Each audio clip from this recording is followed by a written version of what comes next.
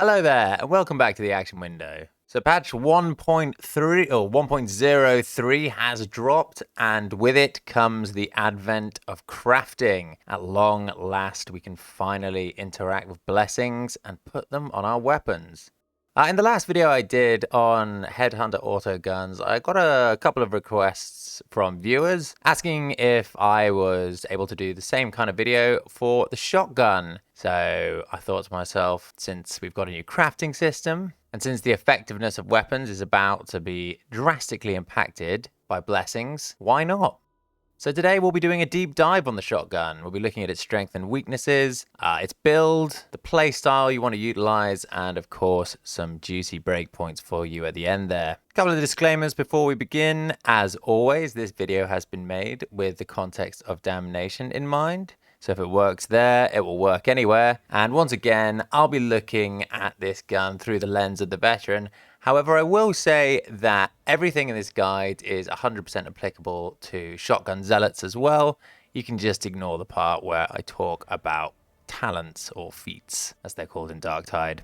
Okay, so first up, the overview. This weapon is really similar to the revolver in that it's a high-risk, medium-reward precision gun that relies on critical hits to do the big damage and high mobility to keep you alive. It's a lot of work for it to play well, but it's very satisfying, visceral, and fun when you get into the rhythm of it. Looking at its strengths, it has excellent staggering power and killing power, brackets within its effective range, very important disclaimer there. High critical hit damage, especially so when compounded with weak point damage. It's super mobile, which means if you favor a more sort of movement-orientated playstyle, you're really going to like this one. And yeah, it also just feels like quite a unique playstyle. If you're a revolver veteran or you've played a lot of that weapon, this will feel familiar to you, but the revolver and the shotgun are the only two weapons that really feel like they use that kind of playstyle, where you're constantly like weaving between enemy gunshots, just timing your dodges at the exact right time, and using a couple of feats that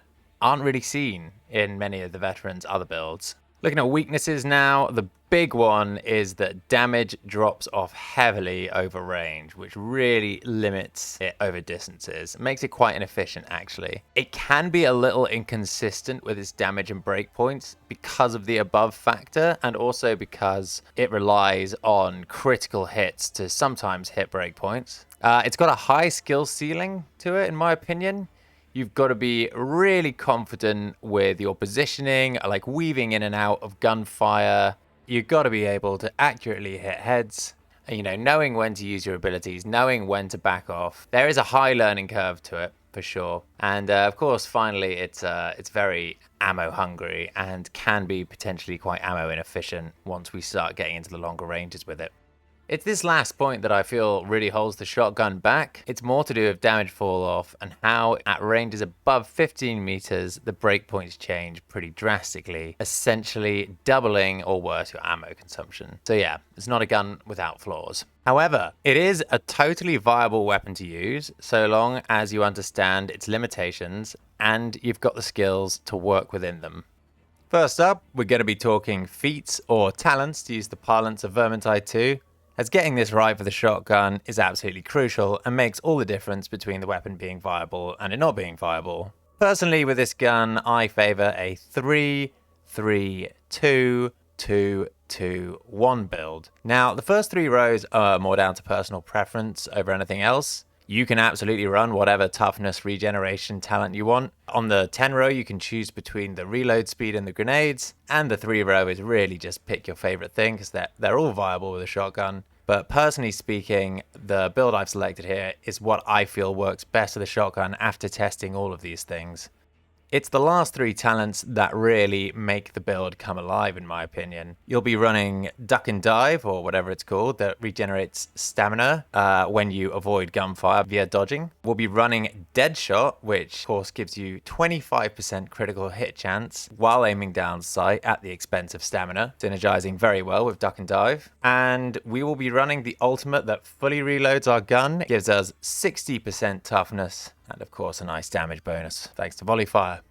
Now, something that isn't mentioned about this gun is when you are aiming down sights, you automatically get 5% crit chance with it, whether you're in Deadshot or not. So if you combine that with Deadshot, you actually get 30% crit chance while aiming down sights. And if you add that to the Veteran's native 10%, you end up with a whopping 40% chance to crit while aiming down sights.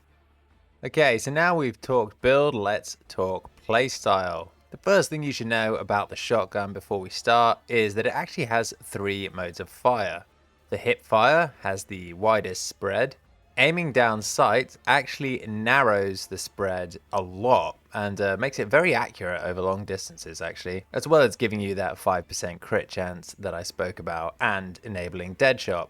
And finally, we have the special function, which will load in a shell that kind of like shoots a horizontal line. It's not very good and very situational, but it can be fun to sometimes just pepper a horde of oncoming poxwalkers. So unsurprisingly, this gun performs best at close ranges, which means you will want to be pushing with it. And what I mean by pushing is being aggressive and closing the distance between you and your targets. This does not mean being reckless. Pushing is always best done in coordination with your squad, so make sure when you're closing in, you're not isolating yourself unintentionally.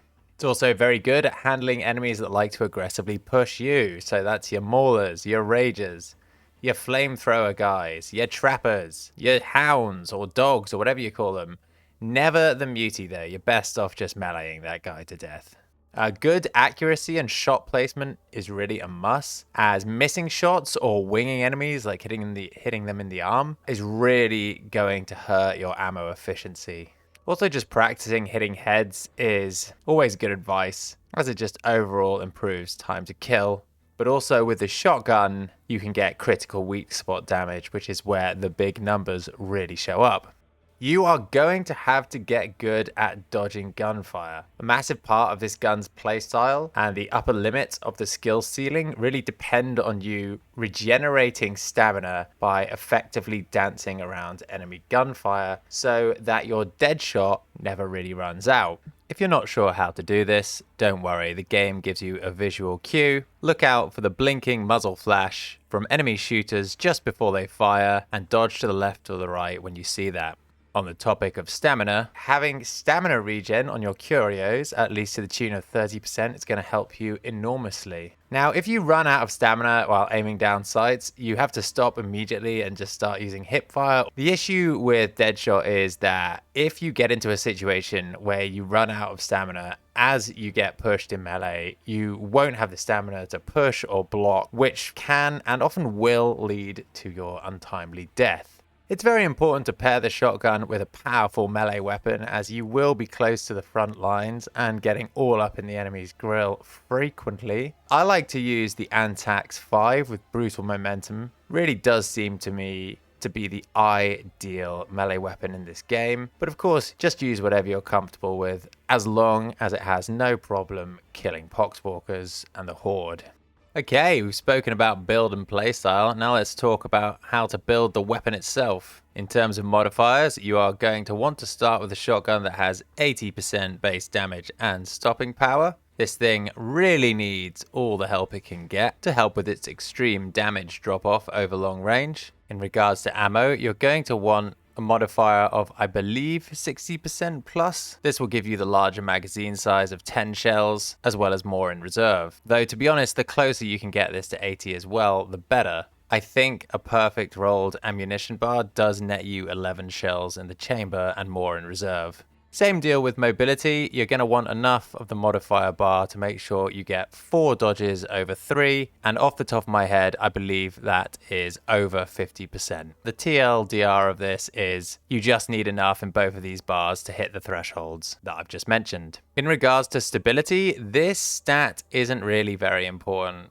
In fact, I can't actually tell what it does. The shotgun I'm currently using has a pitiful 45% instability, and honestly, it doesn't really seem to affect very much at all. Perk-wise, you are going to want native flak or unarmored on the gun. With unarmored, it's absolutely essential it's 20%, as this will allow you to hit a range breakpoint on the sniper special. With flak, it is recommended to have it at 25%. The shotgun isn't the strongest against flak armor, so again, you really need all the help you can get, especially at range where the damage starts to drop off. Blessing-wise, and I finally get to talk about this now that we can interact with them. So the two best blessings for the shotgun, in my mind, are full bore, which gives you a damage bonus when every pellet in a shot hits the same enemy, and no respite, which gives you a big damage bonus on staggered enemies that scales with how staggered the enemy is. Ideally, you want these at tier 4, but I understand those blessings are rare, so just take what you can get. And congratulations, you've got yourself the ideal version of this weapon. So finally, we get to the breakpoints themselves. We'll start with a big disclaimer. As I mentioned earlier, the shotgun really isn't a consistent weapon, which means that sadly the breakpoints are not consistent either. What I mean by this is that there are so many variables going on when it comes to figuring out the breakpoints, chiefly whether or not the shot is a headshot, the amount of pellets that hit the target, the distance to the target, even a meter can throw this off, how staggered the target is, what part of the target you hit, and whether or not any of the shots are critical hits. Now, I've done my absolute best here to represent the breakpoints as accurately as I can, and indeed these seem to be all gravy in the controlled environment that is the Psychanium. But within the context of an actual game, where latency is also a factor, your mileage may vary. So if you're finding these less than totally consistent in game, don't come back to me complaining, "Hey Johnny, you lied, these didn't work." The shotgun is a whimsical mistress, my friend. Consider yourself fairly warned. Starting with non-volley fire breakpoints, one shot to body across all Dreg and Scab trash mobs, a one-shot headshot to both Dreg gunners, one-shot critical headshot to both Scab gunners, a reliable 2-tap to Scab gunners with one shot hitting the head, a reliable 2-tap to bomber mobs with one shot hitting the head, a reliable 2-tap to trappers with one shot hitting the head, 2 to 3 shots versus flamers with one shot hitting the head, crit dependent, 2 to 3 shots to ragers with one shot hitting the head, crit dependent. And finally, the most important one, a one-shot headshot to snipers within 20 meters, or 2 shots to the sniper with one shot hitting the head within 30 meters.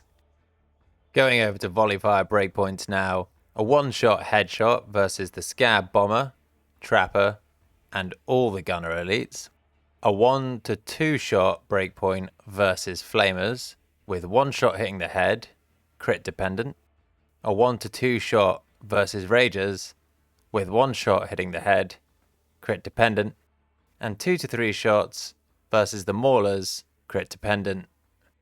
Now, if you stuck around all the way to the end, I have 2 extra bits of bonus advice for you as a reward for watching the video all the way through. The best practice with the shotgun is always going to be an aim down scope headshot followed up by an aim down scope body shot directly into the center mass to make use of the blessings. And finally, when you're aiming for headshots with this weapon, aim for the chin rather than the crown of the head. You will have much more consistent results with all of the pellets hitting the target. Alright, that's going to be it for this one for me. If you've enjoyed the video and you have thoughts on this weapon, please do leave a comment in the section below. I always like having a discussion on these kind of things. Farewell for now, and I'll see you in the next one.